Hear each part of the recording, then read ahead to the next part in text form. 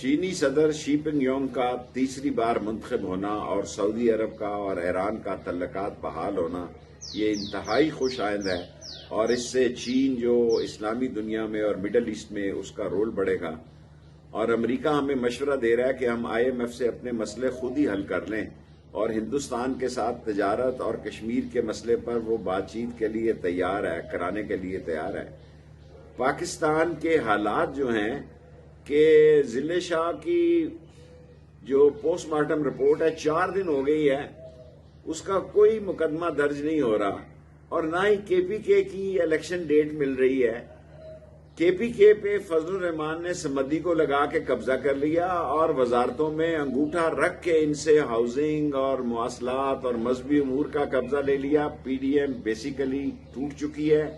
پنجاب میں اصل میں حقیقت میں محسن نقوی جو ہے وہ آصف زرداری کا فرنٹ مین ہے۔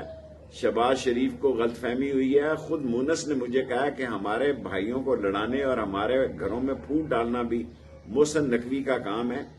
پاکستان کی سیاسی بقا اور زندگی اور اس کی ترقی اللہ کے بعد اب سپریم کورٹ کے پاس ہے۔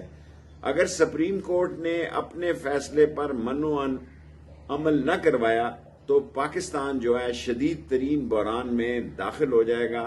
الیکشن کمیشن نے اپنا بوجھ شہباز شریف کے گلے میں ڈال دیا ہے، اور شہباز شریف اور دوسرے ادارے کہیں گے کہ پیسے نہیں ہیں۔ 85 وزراء کا 25 کا خرچہ 4 مہینے کا 66 کروڑ روپے ہے، اور IMF امداد دینے تک 14.5% فی یونٹ بجلی بڑھانے جا رہی ہے۔ غریب ایڑیاں رگڑ رگڑ کے مرے گا جس کے پاس قبر اور کفن کے پیسے نہیں۔ اور یہ لوٹ مار کرنے والے جو ڈالر 200 روپے کرنے آئے تھے 300 روپے کر کے یہ پاکستان سے بھاگیں گے، انہیں بھاگنے نہیں دیں گے۔